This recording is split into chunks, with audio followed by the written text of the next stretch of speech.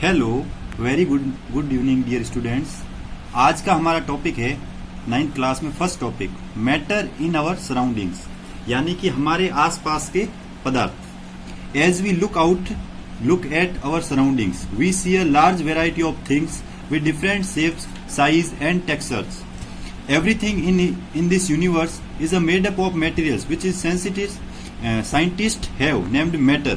Means अपने चारों ओर नजर दौड़ाने पर हम विभिन्न प्रकार की वस्तुएं देखते हैं जिनका आकार, आकृति और बनावट सब अलग अलग होती है। इस पूरे विश्व में प्रत्येक वस्तु जिस सामग्री से बनी होती है उसे वैज्ञानिकों ने एक नाम दिया जिसको हम बोलते हैं पदार्थ यानी matter. The air we breathe, the food we eat, stones, clouds, stars, plants and animals, even a small drop of water or a particle of sand, everything is a matter। यानी कि जिस हवा में हम श्वास लेते हैं वो भी, जो भोजन हम खाते हैं, पत्थर है, बादल है, तारे हैं, पौधे हैं, पशु, यहाँ तक कि जो पानी की एक बूंद या रेत का जो एक कण भी होता है, सभी क्या है? एक पदार्थ है, एक मैटर है। We can also see as we look around that all the things mentioned above occupy space and have mass। It other words they have both mass and volume। कहने का मतलब है जो कि ऊपर लिखी हुई सभी वस्तुओं का एक द्रव्यमान है। द्रव्यमान का मतलब एक भार और एक स्थान घेरती है जिसको हम बोलते हैं वॉल्यूम। द्रव्यमान यानी भार और ये एक जगह कवर करती है जिसको बोलते हैं volume. Since early times human beings have been trying to understand their surroundings। Early Indian philosophers classified matters in the form of live basic element, the पंच तत्व air, earth, fire, sky and water.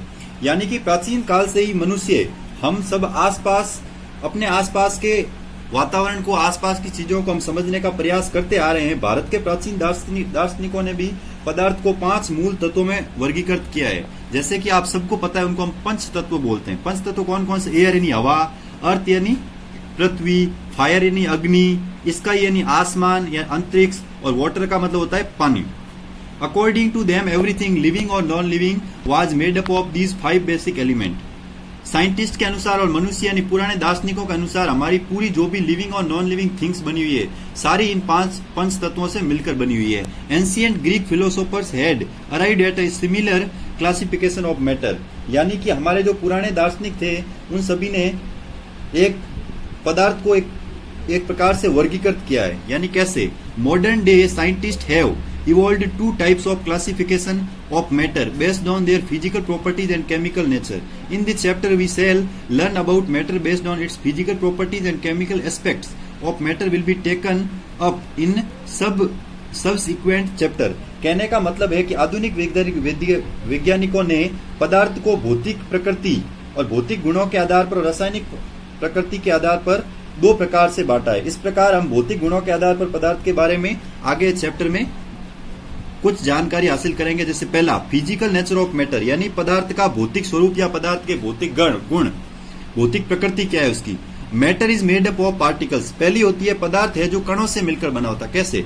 For a long time 2 schools of thoughts prevailed regarding the nature of matter। One school believed matter to be continuous like a block of wood, whereas the other thought the matter was made up of particles like sand। Let's perform an activity to decide about the nature of matter। Is it continuous or particulate। कहने का मतलब है कि बहुत समय पहले की बात है, एक पदार्थ की प्रकृति के लिए 2 विचारधाराएं प्रचलित थी। एक का मानना था कि जो पदार्थ है वो लकड़ी के टुकड़े की तरह बना होता है, लेकिन दूसरी विचारधारा ये मानती है एक पदार्थ है जो रेत के कण से मिलकर बना है। तो इसको हम एक प्रैक्टिकल से समझेंगे। प्रैक्टिकल कैसे? देखो, सबसे पहले जैसे यहाँ ग्लास दे रखे, अपन ने 3 ग्लास लिए, ये 3 बीकर ले लिए, ये 3 बीकर। सबसे पहले जैसे इसने बोला, सबसे पहले अपन डालते हैं वाटर डाल दिया आपने। वाटर के बाद इसके अंदर ऐड सॉल्ट यानी नमक को ऐड करेंगे।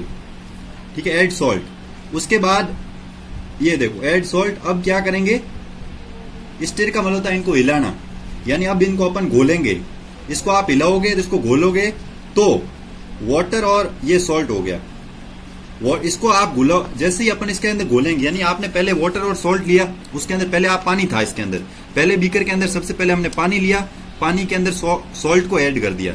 सॉल्ट को ऐड करने के बाद दोनों को आप अच्छी तरह से स्टिर करोगे, यानी दोनों को आप मिलाओगे, दोनों को आपस में डिसॉल्व करोगे। अपन जब दोनों को आपस में डिसॉल्व करेंगे तो वाटर और सॉल्ट, जो सॉल्ट होगा जो वाटर के बीच में वाटर के जो एलिमेंट्स है उनके बीच में कोई एक स्पेस जगह है, खाली जगह जिसको बोलते हैं अपन स्पेस, जो खाली जगह खाली स्थान है उसके बीच में नमक के कण है जो सेट हो जाएंगे।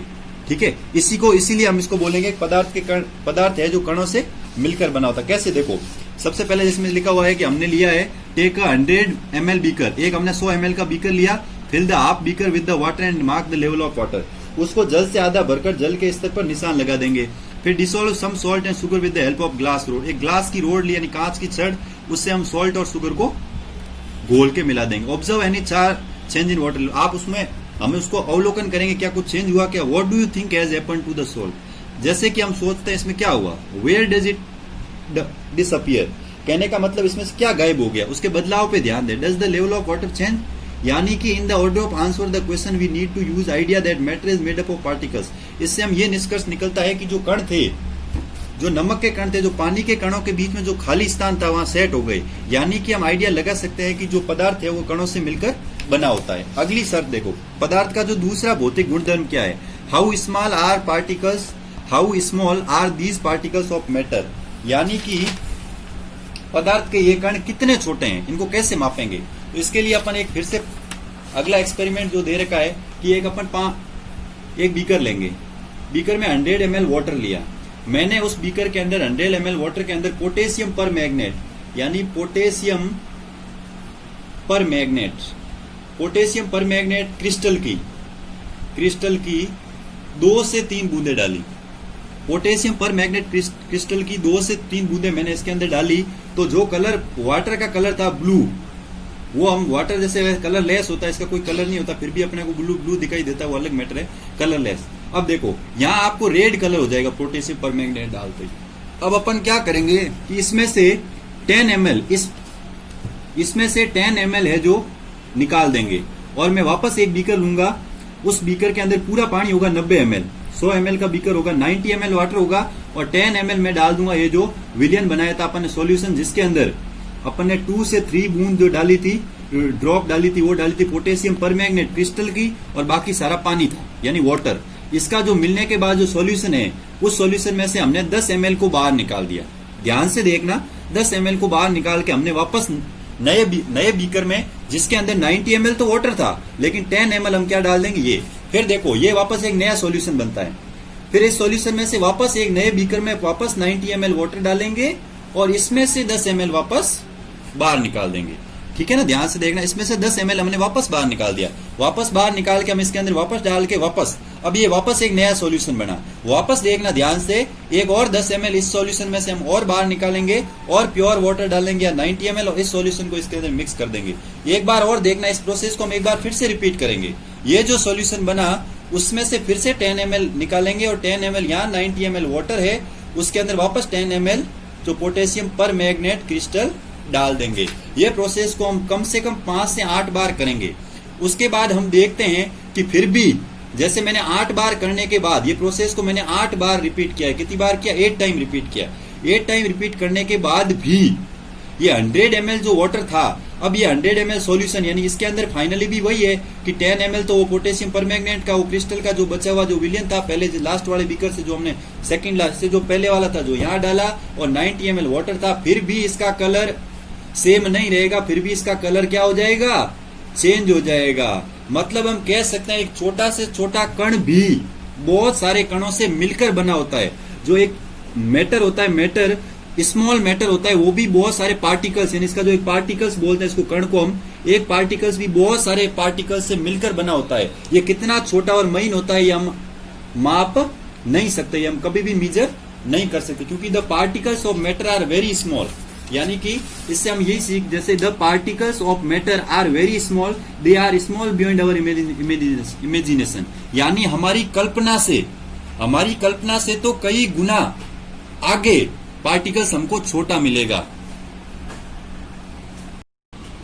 तो आज की सभा को तो हम करेंगे यही समाप्त, और एक बार फिर से अगले इसी next topic character of particles of matter के साथ अगले सेशन में, अगली क्लास में एक बार फिर मिलेंगे।